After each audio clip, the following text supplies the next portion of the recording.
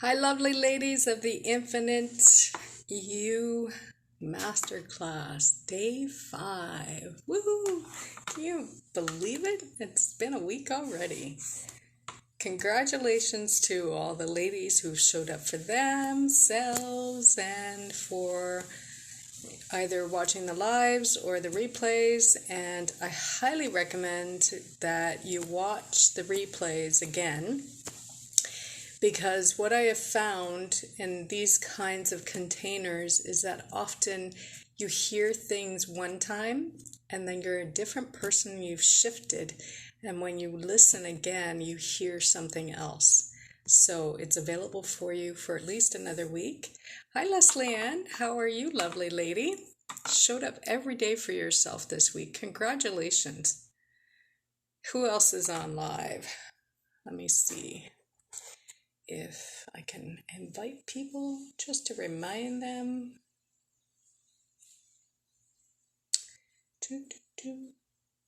So how are you enjoying the course? Hopefully you got lots out of it. There is a box. Hi Sam. Hi Veronica. Veronica's been here every day too. Congratulations to you too. So there's a box, a post in, they have now, what do they call it? Can't remember what it's called, but it's right at the top of the page and it's got a bunch of different posts. And in there is aha moments. So I would really appreciate some insight into possibly what you were here for, what you were hoping for, what you got out of this 5 days, and if there's anything else you would have liked to have gotten out of it or would have liked more of. And that way I can improve it, because I do feel like it's something that I can run again. So I would really appreciate if you take the time for that, or you could private message me if you prefer to do that. That works too. So I have a poem to start. Fear. This is by Khalil Gibran. I don't know if I said his name right or not. Hi, Sherry. And it was a post that I saw on Facebook, and I thought it was really prudent for today. It is said that before entering the sea, a river trembles with fear. She looks back at the path she has traveled, from the peaks of the mountains, the long winding road crossing forests and villages. And in front of her, she sees an ocean so vast that to enter there seems nothing more than to disappear forever. But there is no other way. The river cannot go back. Nobody can go back. To go back is impossible in existence.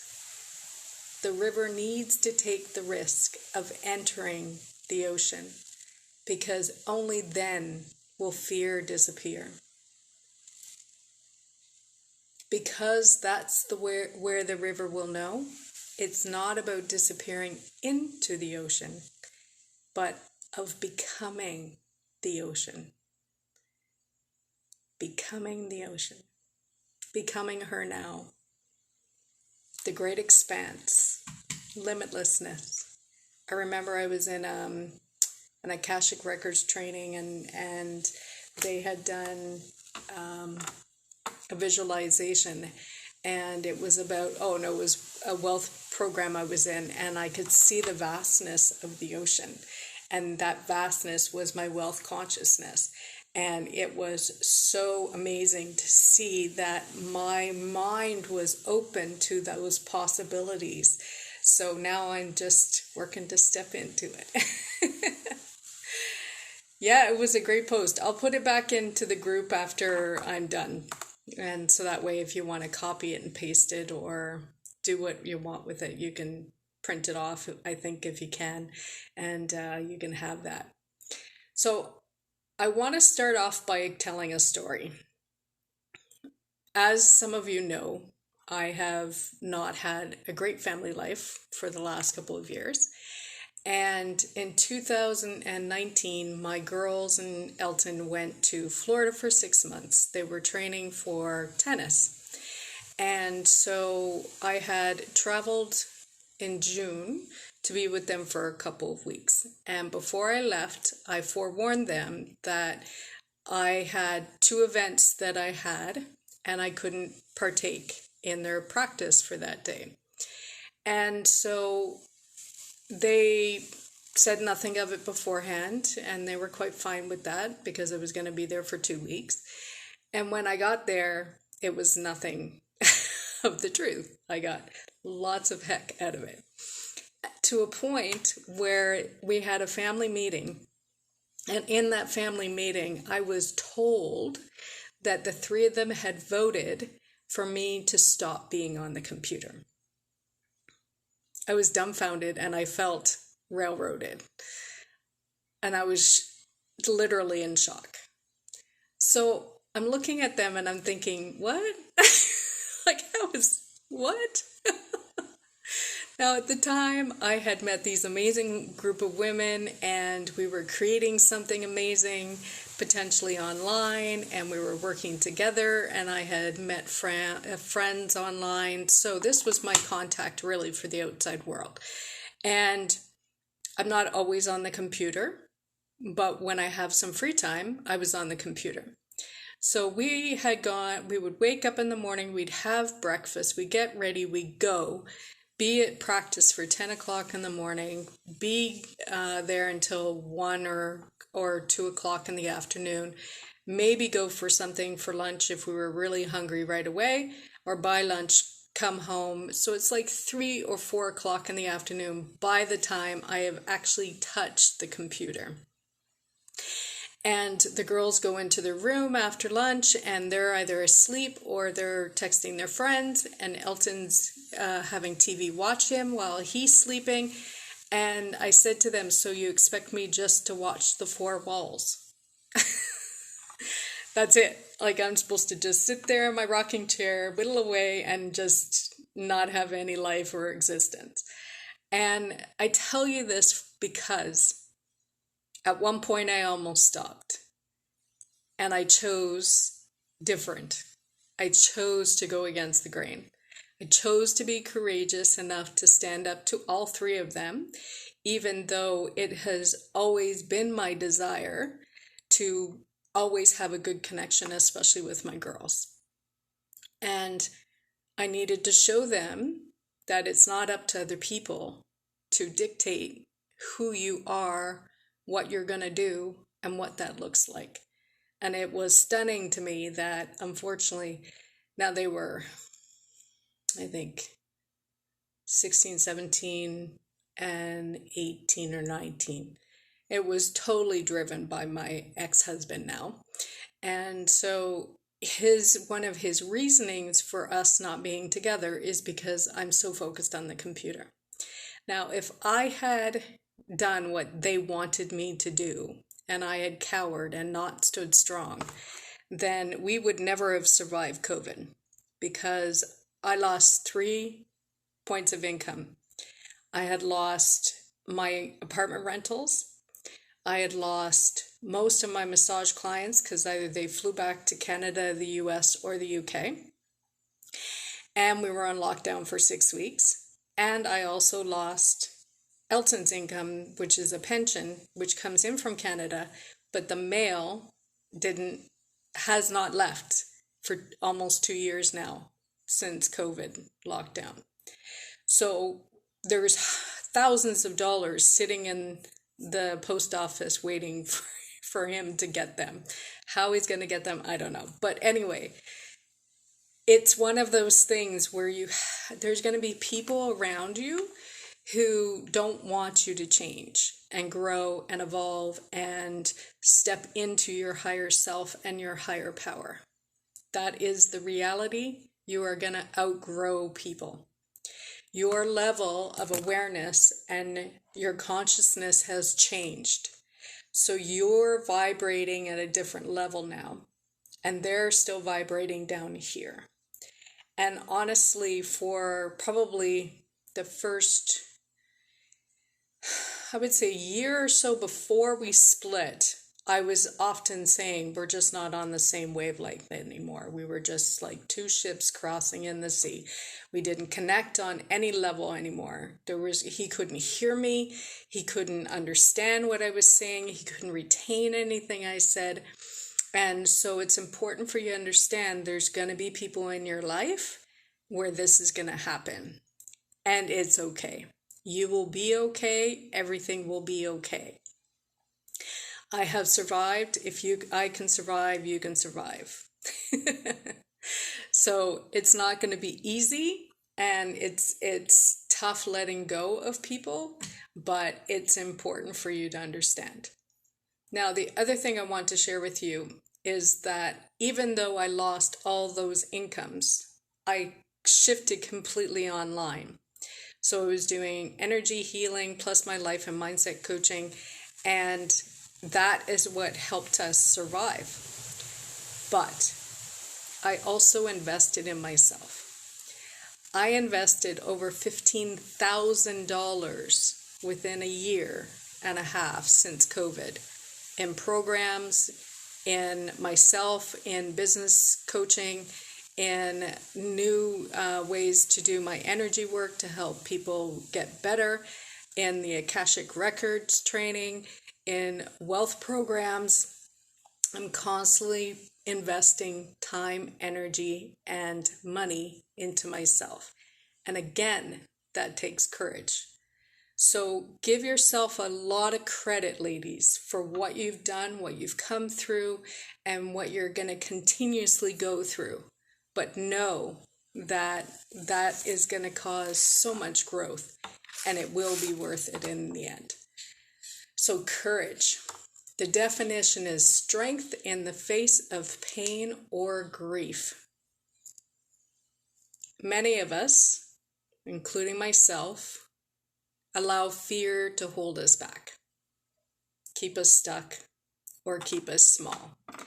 And as you're going through this learning process and this growth period, what you'll also realize is that you connect with that old identity so much that you slip back. And again, that's okay. Just be aware that that's going to happen. And I think I shared this yesterday in the class where in whatever course it was that I was repeating the story from my old identity. And thankfully, the woman who was leading the program I was in a couple of her programs, so she knew me for a few months, and she's like, I don't know what you're talking about. That's not who you are. It's like, oh, that's not who I am anymore. So we have to realize and constantly coach ourselves and constantly become aware of the fact that we're slipping back. And we can have one foot in the comfort zone and one foot out of the comfort zone, but there's going to be a point where there's a tipping point where we're either going to stay back there or we're going to move forward. So just be aware of that. For most women, our greatest fear is rejection and abandonment. And what if we create a big, extraordinary life, then others will stop liking me, make presumptions about me? This is definitely one of mine. The fear that people will think that I think I'm better than everybody else.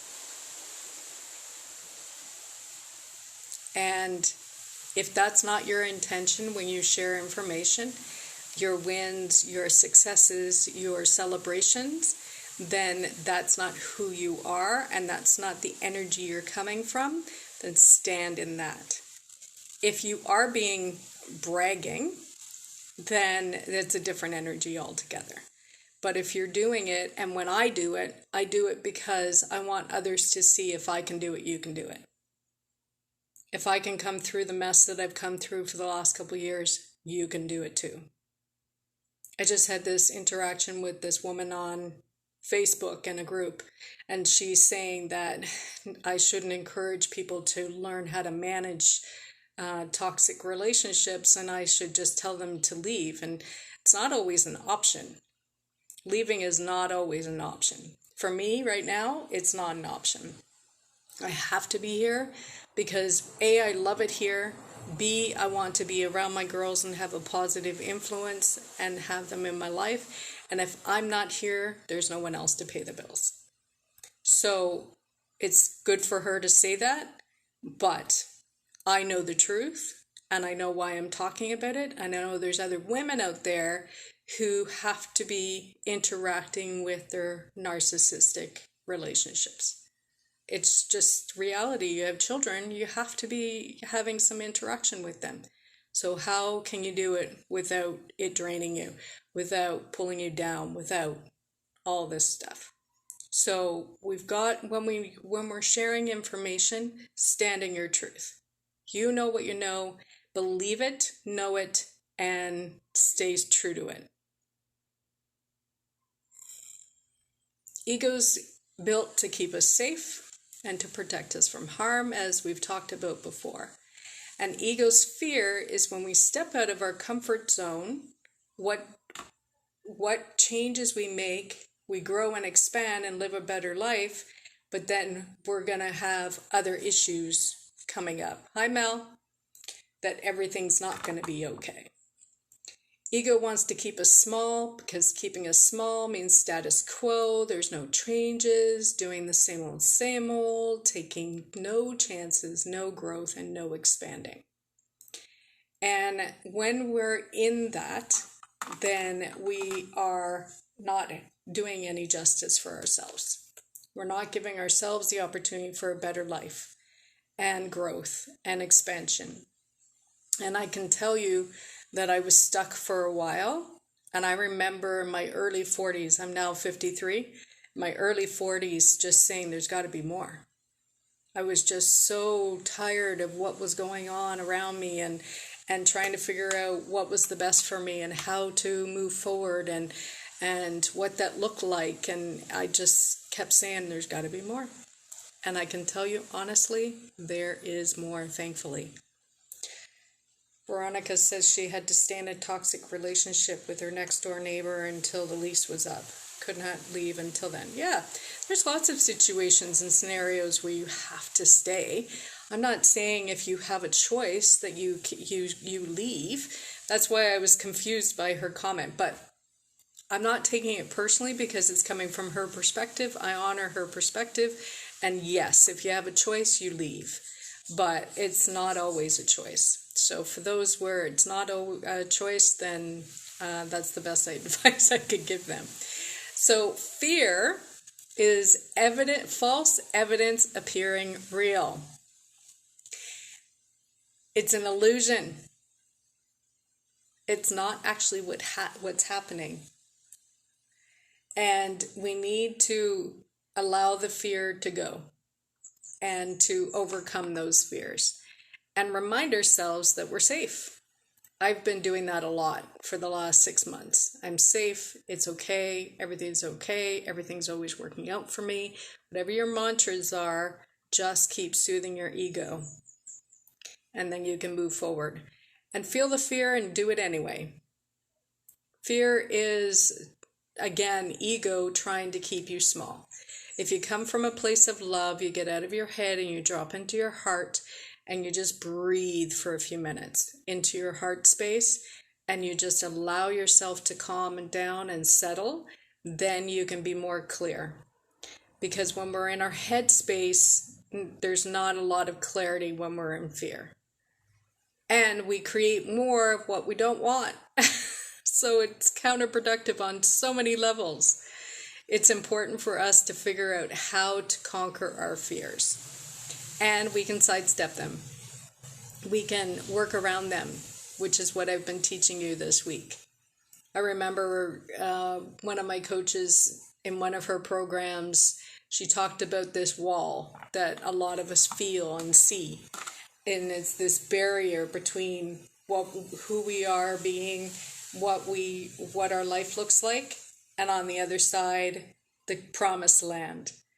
And she said, don't stare at the wall, climb over it, walk past it, walk around it, dig under it. It doesn't, just because there's an obstacle doesn't mean it has to stay in our way. There is a way around. And sometimes it means hiring a coach, doing programs like this, paying for programs, whatever it is, there's information out there that can help you move forward and move around what you're going through.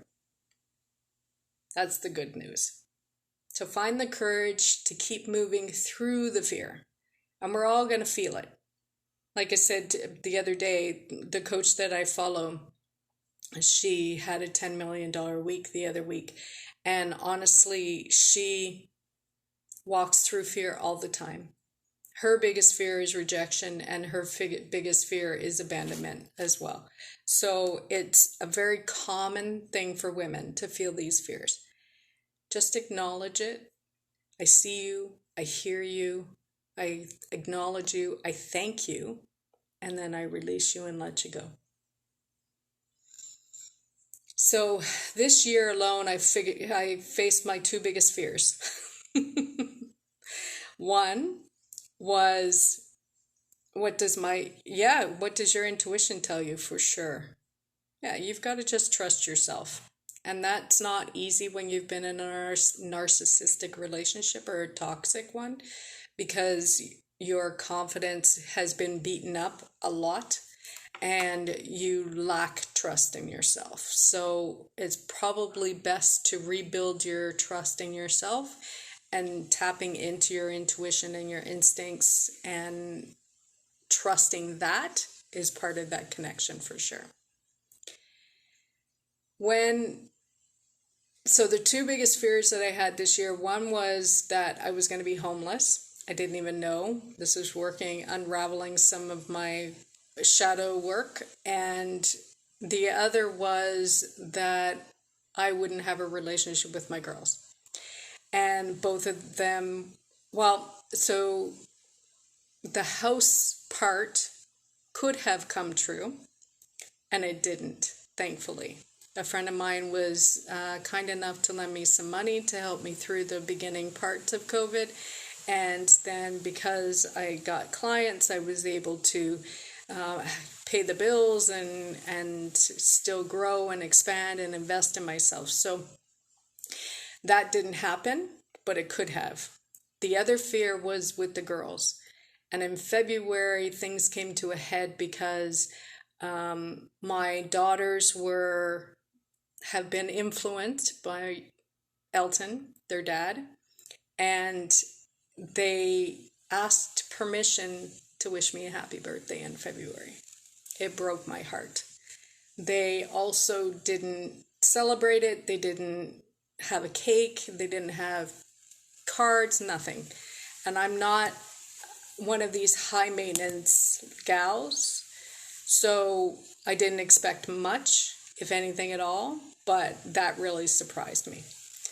So after crying some tears and sitting in the energy of what happened and deciding what was best for me and how do I stay in my power without losing it, without completely losing it, and also how to look at it from their perspective. So I took a couple of days, and in those couple of days, I decided to have a conversation with them, and things went well for a while, and then they didn't, because I mentioned Elton's name, and my youngest daughter freaked out.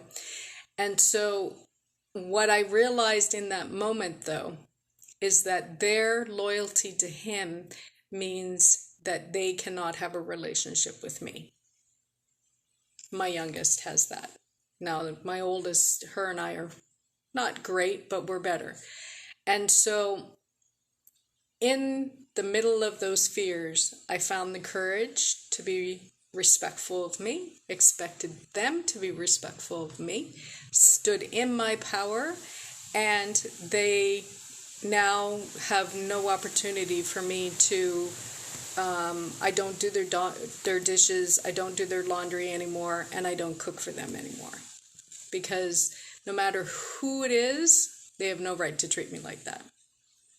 And so they, at 18 and 20, need to also learn to stand up for themselves when it comes to their decisions. Now, you may agree, you may not, but the point is that there are all situations and circumstances that we go through, and we have to honor ourselves and not allow people to be disrespectful. I set boundaries, and I had raised my standards, and I told my girls what that was. And if they couldn't fulfill those, then I had to let them go. And I know that with distance and time, things will get better. But right now, that's where we lie. The next thing I want to talk about is the art of allowing. Now, we can desire better, we can desire more, we can desire so much out of our lives. And then we get to a point where the desire is there, but it's not moving us forward because the belief is not there. So there's resistance. And this is the subconscious programming. This is, I'm not worthy enough, I'm not good enough, I'm not deserving, or it's a societal programming that things have to be hard in order for you to earn big money or have an amazing relationship, and take all of you, otherwise it won't come. So there was a phase where at the beginning of my journey online, which was about 9 years ago, when I didn't even know what a browser was because I hadn't been on the computer much, and there was no need for it, so I just didn't know. So I was taking some social media courses and some programs and stuff, so I was learning. But I also learned that you're supposed to work hard, you're supposed to keep trying, you're supposed to effort, as Abraham and Hicks like to say. And when we're trying, we're not allowing. Because in the trying, it's a lack energy. So we've got to step out of the masculine energy and lean back and allow for the feminine energy to kick in. And that's part of the being and becoming. So it's okay just to be. This week I had one client, and I allowed myself not to book some volunteers for Akashic Records or some other things that I would normally have done, maybe taken another program or a course free online, and I allowed myself not to do that. I allowed myself to be in the energy of this program, to be who I need to be, to show up how I need to show up, and it's been amazing. And it's been very transformative for me, and I hope it has for you as well. So there can be some action. Action is always good, and it should be inspired. So this was an inspired program, and all the different things that I shared with you throughout the week has been inspired. I actually wrote some of this up today, and that was inspired. So it's one of those things where you keep trusting, keep knowing, keep doing, and things will start to rock and roll. Things will start to move forward and make changes in your life. So there's a few things that I want to end off with. Abraham and Hicks says, when there's something you can give your attention to that is just wonderful to see, when you see it, especially after you focus on it for a while, you just feel better and better and better. It's like it breathes life into you. And as you give your attention to this life-giving thing, then it sometimes feels to you that there should be more life-giving things around. Give the life-giving things and take away the things that bother me. And then I'll live happily ever after. This is an example of conditional love. So we look for outside circumstances, people, places, and things to actually be a certain way, to act a certain way, to do certain things, and then we will love them, and it will make us happy. So therefore, we're happy. It's not how life works. We've got to be happy first. And how does that work? Loving ourselves. So if we love ourselves, if we come from a place of unconditional love for ourselves, then outside people's places and circumstances affect us less and less. And that's just the truth. That's the way it works. So they continue on to say, what you want in your physical shoes is to change the conditions to the things that you prefer. And then you will observe them. Then you will be really happy and on a roll. You'll observe something good, and something good will radiate from me. Then the universe will give me something else good, and off you'll go. You are more than these physical bodies. You are a source energy extended out here, but even when you are here looking into your physical format, more than you that you think is looking, your soul self. There's a source energy part of you always looking with you, through you, and for you. So in every moment in time that you're having a conversation, this larger source energy part of you is there in the conversation. You can tell by the way you feel and how intertwined you are vibrationally. So again, it comes back to the feelings, the emotions. Where is it guiding you? In alignment, come from a place of love, happiness, joy, blessed, appreciation, all of that kind of fun stuff. And in misalignment, angry, bitter, ticked off, frustrated, aggravated, worried, scared, sad, all of those. So how resonant you are with the whole of you, or you can feel through your emotions. How much of who you really are you pinching off because of your current opinion? So the work is to ask. The universe goes to work to bring it to you. And the next part is to allow what you desire. Line up with it, remembering belief plus desire equals manifestation. And oh, by the way, we're always manifesting. There is this huge realization I had a couple years ago watching my ex-husband, and he was just in this negative downward spiral. And he kept saying he was sexually deprived, and I wasn't giving him any of the attention that he needed and required, and he was broke, and he was this, and he was that, and he's got all of it now. He has totally manifested his life, and the donkeys agree. Yes, Sherry. And you know what? They haven't brayed all day. It's just too funny. So we are manifesting all the time. It's up to us to decide what we want to co-create with the universe. What do we want to manifest? If we want bigger and better, the shift and the change is within us. It's all of us. It starts and ends with us, ladies. No one else. There's outside factors that are going to affect us. But if we allow ourselves to be in the energy and to love ourselves and to give back to ourselves and to take care of ourselves, we overflow onto everybody else, and the ripple effect is huge.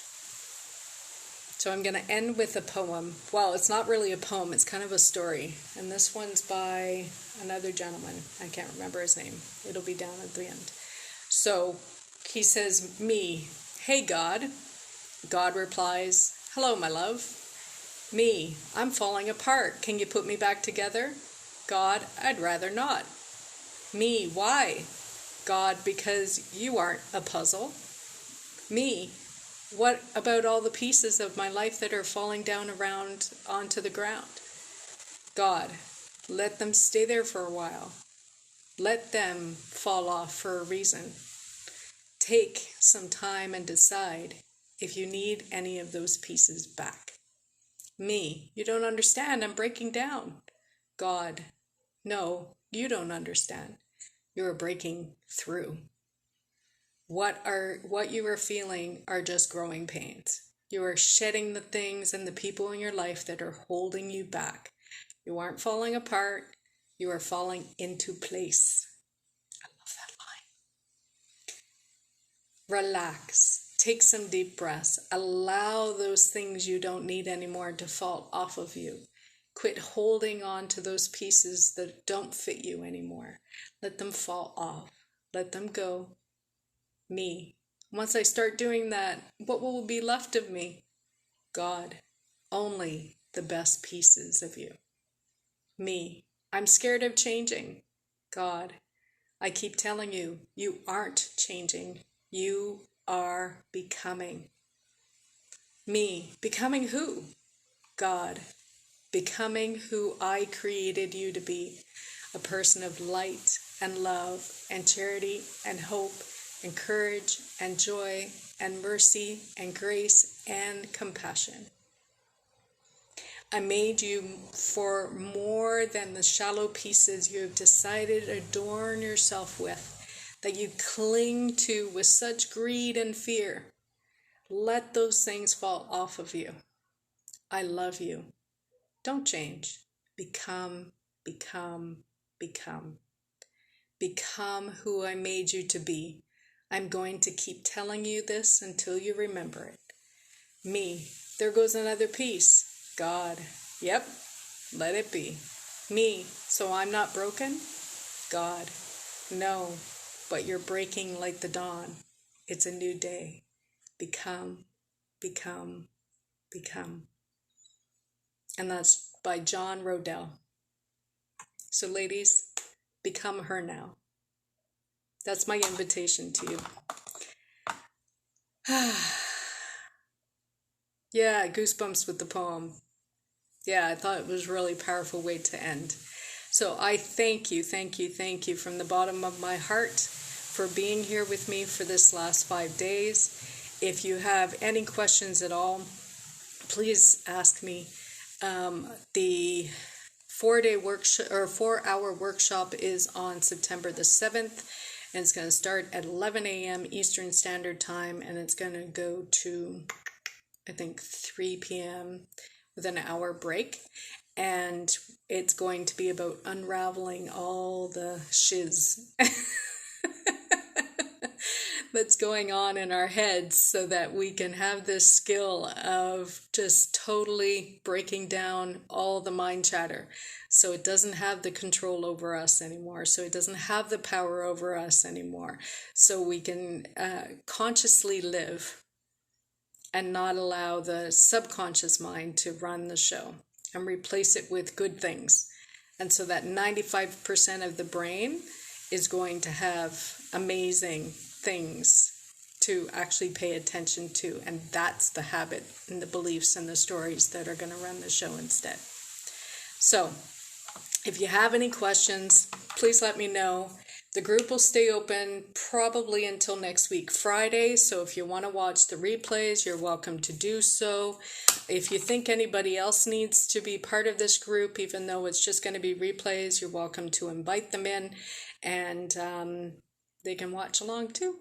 So again, ladies, thank you very much. I appreciate it. I feel very honored and blessed that you took your time out of your day and your night to be here with me and to listen to what I have to say and share with you. It's been an amazing experience, and I love you. I thank you from the bottom of my soul, and continue moving, continue growing. And if you cannot afford to invest, it's okay. It will shift and it will change. I never thought I would have $15,000 to invest, ever. It was monthly payments, but still never thought that would ever happen for me. So if it happens for me, it can happen for you. Be the proof. Rise up. People need you. Your gift is here. It's in your soul. It's your purpose. And allow yourself to receive that and to share it. Thank you, and have a good night. Thanks, ladies. Bye.